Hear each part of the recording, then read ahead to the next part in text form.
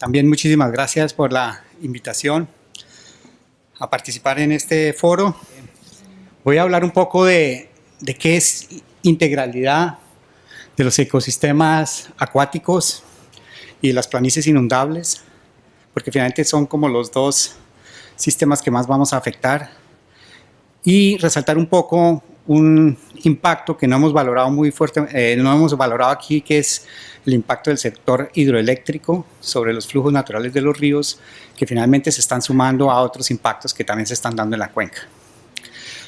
Y ver si estamos alterando todos esos flujos naturales de los ríos por todas estas actividades, ¿no? Por la demanda hidroeléctrica o por el uso hidroeléctrico, por la demanda agropecuaria, digamos, son todos usos consumptivos y no consumptivos sobre el río y qué impactos puede tener eso. Y ver también otros efectos que podría haber en escenarios ya de cambio climático, también sobre esos patrones de flujo. Y llegar como a unas preguntas finales. Esto simplemente unos datos muy generales, ¿no? Sabemos que la biodiversidad de agua dulce realmente solo ocupan el 0.8% de los hábitats del planeta, ¿no? El 28% son terrestres y 71% marinos. Realmente los ecosistemas de agua dulce son los que tienen la menor representatividad en el planeta, pero sí son los que tienen la mayor riqueza de especies por unidad de área.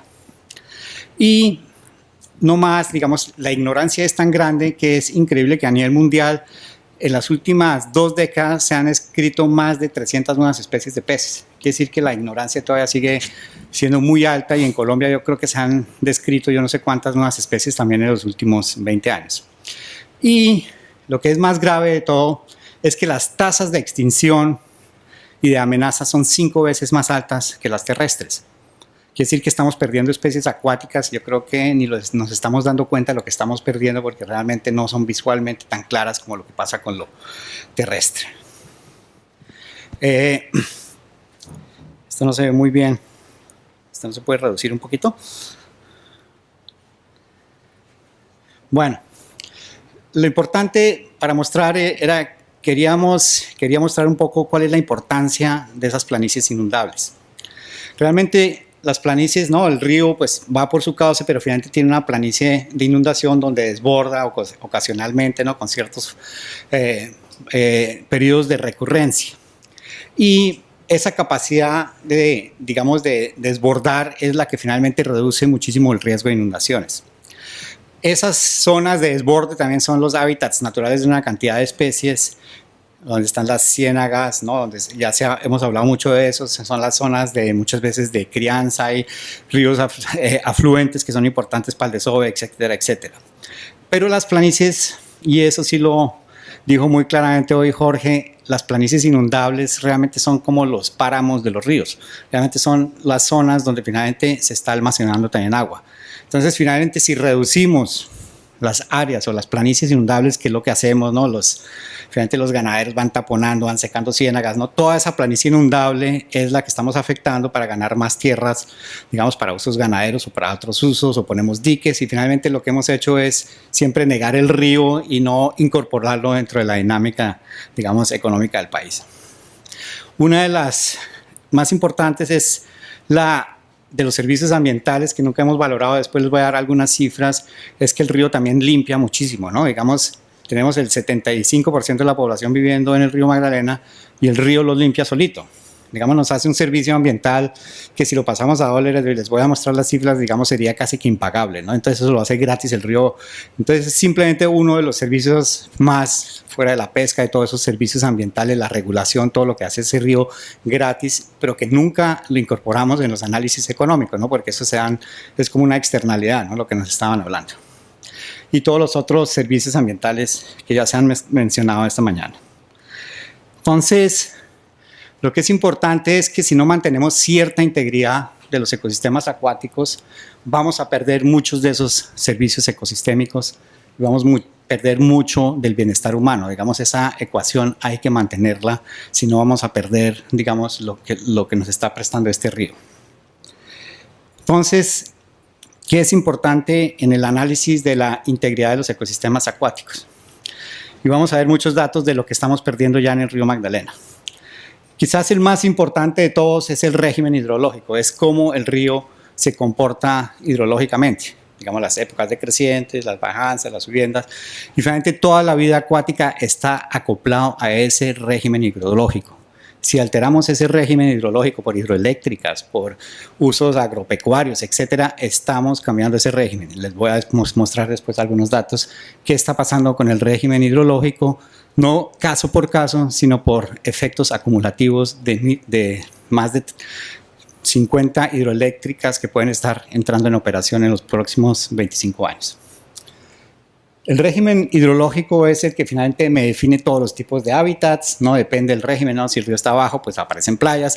Entonces, finalmente todo está relacionado con el régimen hidrológico. La conectividad es otro de lo que estamos perdiendo muy rápidamente en el río Magdalena. Digamos, todos los embalses van cortando, ¿no? Las rutas de migración, vamos rompiendo los flujos de energía en el río. La composición biótica, obviamente, ya sabemos, hay especies introducidas, las mismas alteraciones, la contaminación, eso nos va cambiando, digamos, toda la composición de especies también en el río. Entonces, si no mantenemos cierto equilibrio entre todas estas variables, obviamente la integridad de los ecosistemas se va a perder. Les voy a mostrar algunos datos sobre esto. Entonces, ¿cómo podemos analizar qué está pasando? Entonces, en el río, digamos, todos estos cambios en el uso del suelo que ya los hemos mostrado, ¿no? Nos los mostró Juan Darío, ¿no? Sobre los cambios de uso de cobertura en la cuenca. Finalmente, si cambiamos toda la cobertura, pues escurre más rápido el agua hacia los ríos, hay crecientes más grandes, infiltra menos, hay más sedimentos. Digamos, finalmente, el cambiar la cobertura vegetal obviamente tiene un impacto grande sobre los patrones de escorrentía.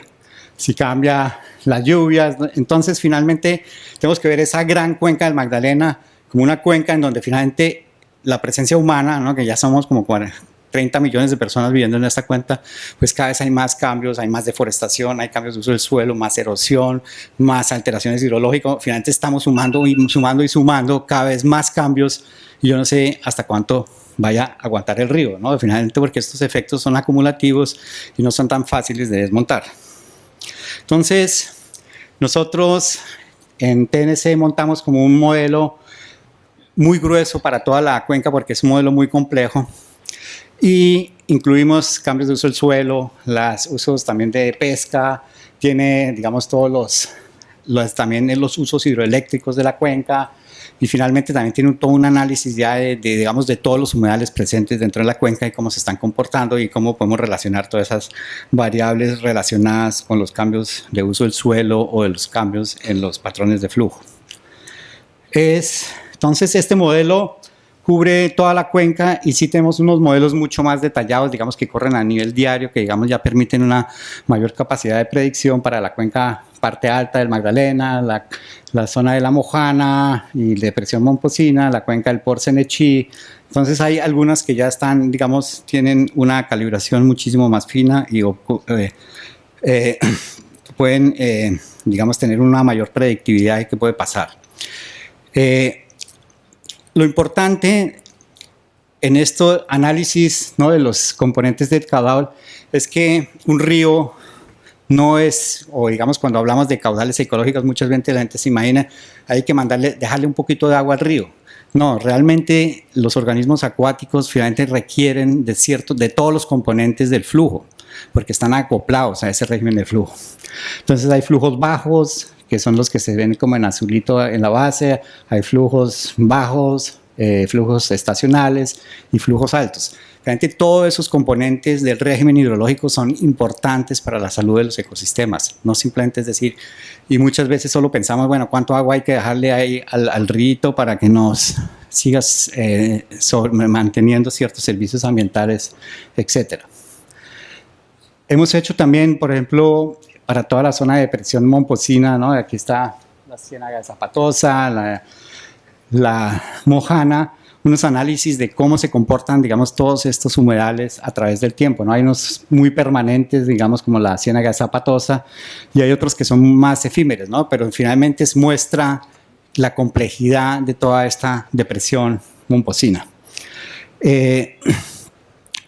Por la misma actividad ya agropecuaria, ¿no? El profesor Galvin me estaba diciendo esta mañana, ya hemos perdido creo que más de 200.000 hectáreas de humedales en esta zona. Quiere decir que estamos perdiendo rapidísimamente, ¿no? Una cantidad de ciénagas, de humedales que finalmente son importantes para la retención de sedimentos, para la regulación hídrica, para la depuración del agua. Otro dato súper interesante, digamos, de todo este modelo, que hicimos unos análisis también de cuánta agua en este balance hídrico, por ejemplo, de la zona de la depresión Momposina, cuánta agua se evapora allá, ¿no? Porque finalmente son unas superficies, ¿no? Si vimos esto, pues es una superficie muy extensa y en épocas de creciente, pues es una superficie de agua muy alta. Quiere decir que lo que ven ustedes aquí en verde es todo el agua que se evapora en la depresión Momposina. Allá se están evaporando diariamente, digamos en promedio, 2.500 metros cúbicos por segundo. Quiere decir que es casi como un río Cauca que se evapora diariamente allá.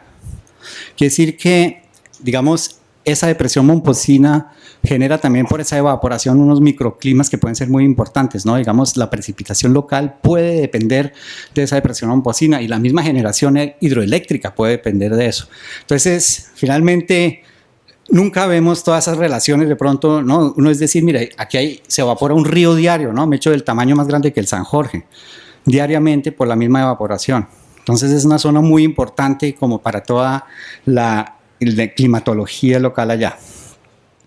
Entrando un poco ya más a qué está pasando ya con el desarrollo hidroeléctrico y los impactos posibles del desarrollo hidroeléctrico. Lo que ha pasado es, nosotros vamos licenciando, ¿no? Los embalses actuales están ahí en azul y hay otros en amarillo, no todos, pero hemos hecho una evaluación de qué pasaría si hacemos todo ese desarrollo hidroeléctrico en la cuenca del Magdalena, qué pasaría con los flujos en la cuenca. Y lo que estamos diciendo que es importantísimo es que no podemos seguir, porque las licencias se dan proyecto por proyecto, no se hacen también analizando los impactos acumulativos, ¿no? Finalmente, si uno analiza todo independientemente, de pronto nos dicen, bueno, eso todavía está relativamente bien, pero finalmente si vamos sumando y sumando, los impactos pueden ser impresionantes, y lo vamos a ver. Entonces, lo que hace muchas veces las hidroeléctricas es que regulan los flujos, y ya lo vamos a ver, ¿no? Y desconectan también muchas veces la conexión río-ciénaga, obviamente porque estamos regulando picos altos. Entonces, esos impactos los vamos a ver acá. Hemos hecho un análisis ya con todos estos embalses hidroeléctricas y con todos los patrones de descarga que tienen esas hidroeléctricas, viendo qué está pasando. Tenemos ya 2.267 kilómetros de la cuenca del Magdalena, que están todos los que aparecen aquí en Río, con alteraciones del régimen hidrológico ya, digamos, relativamente altos. Quiere decir que el patrón de flujo ya está bastante afectado. Tenemos ya, digamos, 371 kilómetros que son impactados por, digamos, por la zona del embalse directamente. Y lo que miren, si miran esta gráfica, ya hemos perdido 3.681 kilómetros de conectividad. Quiere decir que todo esto, lo que ven ustedes en amarillo, son cuencas que se han desconectado por la presencia de embalses. Quiere decir que tenemos ya una cantidad de zonas desconectadas, digamos que son hábitats de peces, de una cantidad de organismos que se han perdido. Digamos, si un río quiere migrar por el Oso Gamoso, pues ya no lo puede hacer porque hay una hidroeléctrica y llega hasta ahí. Entonces hemos perdido una cantidad de hábitats importantísimos para la reproducción, para el crecimiento de especies. Entonces, en este momento, solo quedan 5.600 kilómetros de red conectada. Quiere decir que ya hemos perdido casi que el 50% de la conectividad en la cuenca del río Magdalena. Quiere decir que si seguimos, digamos, con esto, pues cada vez va a haber menos área donde se puede mantener la vida dentro de la cuenca del Magdalena. ¿Y qué está pasando? Esto es un ejemplo, por ejemplo, de lo que podría pasar con la empresa de Hidroituango. Ustedes ven ahí como las fluctuaciones normales del río, los flujos naturales, que son las que ven en la flechita, es un río que tiene unas fluctuaciones relativamente altas. Con Hidroituango vamos a pasar como un modelo como el azulito claro, quiere decir que todos los picos se van a amortiguar, ¿no? Porque estas aguas de exceso se retienen en los embalses y después los soltamos en aguas bajas. Entonces, digamos, el patrón de descarga de aguas de Hidroituango pues va a afectar toda la depresión momposina, digamos, no sabemos muy bien qué va a pasar porque esos efectos nunca se evalúan, cuáles van a ser los impactos aguas abajo por la alteración, digamos, del flujo de aguas por la alteración del Hidroituango. 5 minutos. Este es otro ejemplo con el río Sogamoso, donde vemos clarísimamente cómo las descargas, ¿no? El preproyecto y postproyecto, vemos en rojo que va a haber muchos años que de pronto el río nunca va a generar picos de descarga. Quiere decir que, mire, ven como, digamos, puede haber de pronto 1 año o 2 años en donde el río nunca va a tener picos de inundación. Entonces lo que hace estas hidroeléctricas es como aplanar el patrón de flujo, ¿no? Y eso finalmente es un impacto, si los vamos sumando cada vez es más grande. Entonces lo que pasa generalmente es que tenemos excesos de descarga en aguas bajas, perdemos picos, digamos, en la parte, digamos, de extremos muy altos, ¿no? De caudales extremos altos, y finalmente también en los extremos, ¿no? Medios podemos tener pérdida.